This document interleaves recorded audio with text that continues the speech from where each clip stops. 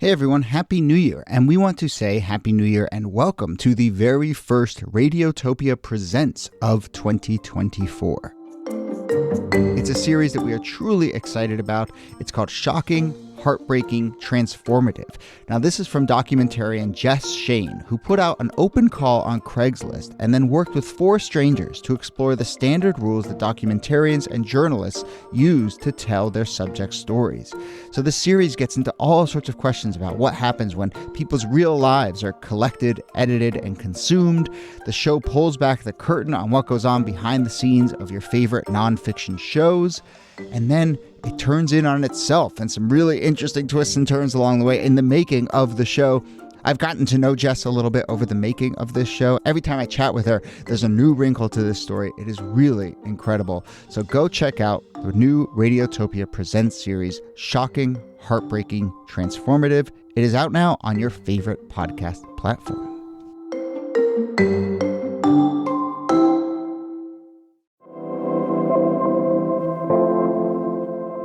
Hello and welcome to This Day in Esoteric Political History from Radiotopia. My name is Jody Avergan. This day in 1862 is generally considered the start, the first skirmishes in what would come to be known as the Dakota Wars, armed conflict between the United States and bands of Dakota Indians, sometimes referred to as Sioux. The battles took place in southwest Minnesota, which had been admitted to the Union as a state 4 years earlier. There would be dozens of battles throughout the summer, fall, into the winter, and one of the most notable events of the Dakota Wars is in December 1862, the day after Christmas. 38 Dakota men were hanged in Mankato, Minnesota, the largest mass execution in U.S. history. So we're going to discuss the Dakota Wars and kind of which stories get written into and out of this period of American history, which is something we've touched on a fair amount on this podcast. So here, as always, is Nicole Hemmer of Columbia. Hello, Nikki. Hello, Jody. So a lot of people don't know this story, but I think a lot of people know this period in American history. So when we hear the year 1862, most people think, well, the Civil War is raging at this time. So let's start there. How do we think of the Dakota War and the Civil War, and kind of how important is it to keep that larger context in mind? I think that it's pretty important to keep in mind. I mean, this is the central obsession of the U.S. at the time because the U.S. is being torn in two.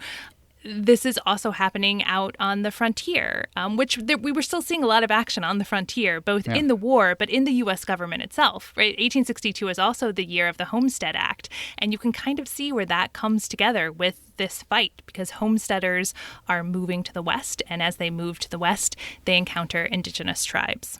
And when you read the histories of both this war, but also the frontier and the expansion westward, I mean, you just see over and over sort of people moving from one battlefront in the South, the same generals then all of a sudden showing up, or, veterans looking for land in the frontier. And so, kind of moving from one war to another. It's remarkable how much they were connected just in the sort of movement of people back and forth who were fighting these various fronts. Yeah, it's actually something we see throughout the 19th century is the way that people build their military careers, not just in the wars that we're used to talking about, like the War of 1812 or the Civil War, but in these battles with indigenous tribes. I mean, these are the wars that people like Andrew Jackson cut their teeth on and play such a big role in the lives of soldiers in the U.S. So what is your sense of who the soldiers on behalf of the United States are who are out there fighting in these Dakota Wars? Are they people who had recently been fighting the Civil War, or how separate were those groups?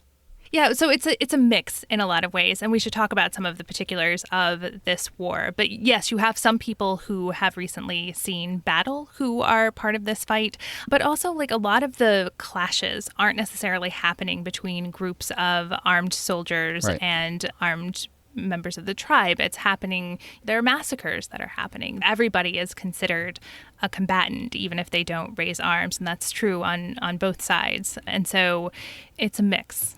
Yeah, and you see that reflected in the language that gets written around this war. People refer to it as a war, but then there's also all this language which is certainly coded in all sorts of interesting ways about skirmishes and ambushes and massacres. And certainly the United States was telling a story to itself about continual ambush by Dakota warriors on settler encampments, and the Dakota were seeing this as encroachment on their land. But it's interesting when you use that word war, even with the Civil War, it feels like we have an understanding of what the nature of that is. This was much more fractured and intermittent and sort of textured in that way. Absolutely. And the Dakotas themselves were split on whether they should be involved in armed conflict with the white settlers in the area. But one of the things that drove at least part of the Dakotas to take up arms is, you know, the story of the U.S. making treaties with indigenous peoples that they constantly fail to follow through. And in this case, not only had the Dakotas been put on a very small range of land that they weren't able to have enough food to feed themselves, but the U.S. government was supposed to be paying them money that they could have used to go buy food as their crops failed, but that money never came, and so they were starving to death. So some of them said, all right, well, the only way that we can save ourselves is to go to war. What is your sense at the time of how this war and these battles that were taking place on the frontier and in new states like Minnesota are playing out kind of in the larger public imagination? I mean, is it the case that, you know, my sense of it is that the country is obsessed with the Civil War and the question of slavery. And does this just not appear into the headlines? Does it not rate into, you know, cabinet meetings? I mean, where does this fit inside and outside of the government infrastructure? Oh, it's something that people are still paying attention to, in part because there are certain tribes that are teaming up with the Confederate Army. I think we've talked about this before, that there were a number of tribes that ended up surrendering at the end of the Civil War because they had taken up arms with the Confederacy. And so there's that kind of military concern. And then, you know, this idea of marauding native tribes had been a trope in American reporting for such a long time. I mean, it's the story that gets told, right, that, you know, these, what were called at the time, savages, are taking advantage of these innocent white settlers and murdering them and scalping them and all kinds of things that fit into certain stereotypes of indigenous peoples. And those are the kinds of stories that make their way back to Washington. I want to talk a little bit about this mass execution in December of 1862 in Mankato, Minnesota. 38 Dakota men are hanged. The backstory to that, how we got to that moment, is really fascinating. One element here is that it is President Lincoln himself who gets involved and has to make some of the decisions about how this takes place. One thing that's interesting to me is just this notion of Lincoln having to sort of manage battles on multiple fronts. I mean, does it force us to rethink a little bit Lincoln as a wartime president? And should we in some way sort of think of him as someone who had to manage two wars at the same time? Yeah, I mean, certainly the Dakota War wasn't as present in his mind at all times, but he understood it as part of his job as president to do something about this, because we have to capture how dire things were in Minnesota at this point. The Minnesota governor had basically issued extermination orders. The state government of Minnesota was offering up to $200 for a murdered Dakota, and they said that the rest of the Dakotas had to be removed from the state. So that's kind of the background for what end up being these kangaroo courts that are held, in which some 400 Dakota are found guilty and sentenced to execution. And when they send this list of executions that are planned to President Lincoln, he says, you can't just execute 400 people. We've got to find a more rational way to approach this that both satisfies the bloodlust of white Minnesotans, but doesn't make us look like bloodthirsty people. And so, like, that's the balance that he is trying to strike when he comes back and says, no, here's the new way that you're going to decide who gets executed. And he really does get into the nitty-gritty of the criteria of determining who it's going to be that's hung towards the end of this war. Yeah, and this is where those stereotypes kind of come back into play, and the over-the-top reporting that was coming out of Minnesota. His first criteria is, okay, we'll only execute the people who were found guilty of raping women. And he goes through the list. They have all of the court files, and he finds that only 2 of the people had actually been convicted of that, even though the news reports that were coming back from Minnesota made it look like this was happening all the time, all over the place.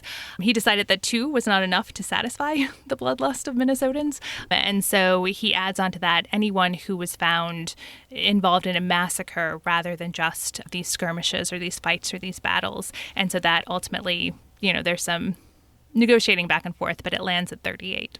Right, and that's how they get to this number. And then there's this execution, again, the largest mass execution in U.S. history, but an event in the context of a larger war that I think a lot of people don't think about. And so I think that brings us to the sort of big question here, which is, and we've touched on it on the show before, we've talked about Juneteenth, and we've talked about the Tulsa Massacre, and we've talked a lot about a lot of moments in American history that don't break through and don't get written into the story.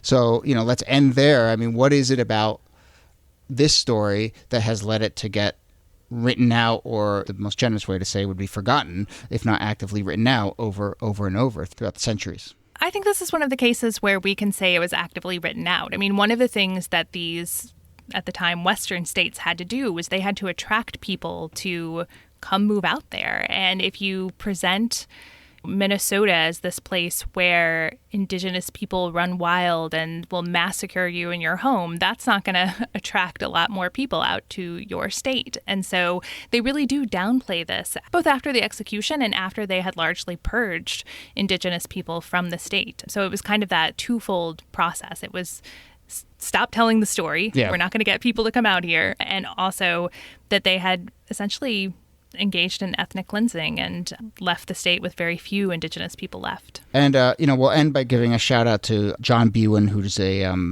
documentary radio producer who did a piece that aired on This American Life.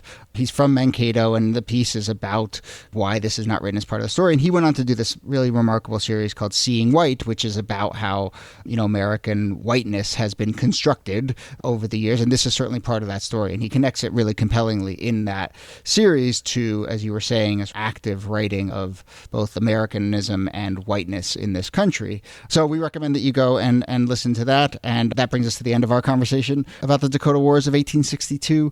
We sometimes do these also on this days, and I want to get one in there because it's really interesting. So we're going to jump to 1909, actually not that much later, but in 1909, on this day, August 18th, the mayor of Tokyo, Yukio Ozaki, presented 2,000 cherry trees to President Taft to be planted near the Potomac River. And I saw this on our list of things that had happened on August 18th, and I went to high school in D.C. I love the cherry trees in D.C., and it has always struck me as about as good of a gift as you could give someone. It's just a bunch of trees that are going to live for hundreds and hundreds of years. It's both a wonderful gift and it's wonderfully symbolic and so forth, but it's also like, long after we're gone, these are going to be here, and it's much better than, Statue of Liberty is a pretty good gift. Pretty good. Gotta say. Certainly better than, some like bust or some like Tiffany whatever that's going to live in the Oval Office. Like, here's 2,000 trees. That's a pretty baller gift. So sort of the definition of the gift that keeps on giving. That's exactly, each and every year. And it made me think of the cherry blossoms, which was wonderful. Okay, that brings us to the end of the episode. Nicole Hemmer, thanks to you as always. Thanks, Jody. This Day in Esoteric Political History is a proud member of Radiotopia from PRX. Our researcher and producer is Jacob Feldman. You can follow us on social media where we're posting a bunch of stuff on Twitter and Instagram every day. That's at thisdaypod, both on Instagram and Twitter. You can also email us, thisdaypod@gmail.com. There's a contact form and a link to transcripts of our show at thisdaypod.com. My name is Jody Avirgan. Thanks again for listening, and we'll see you soon.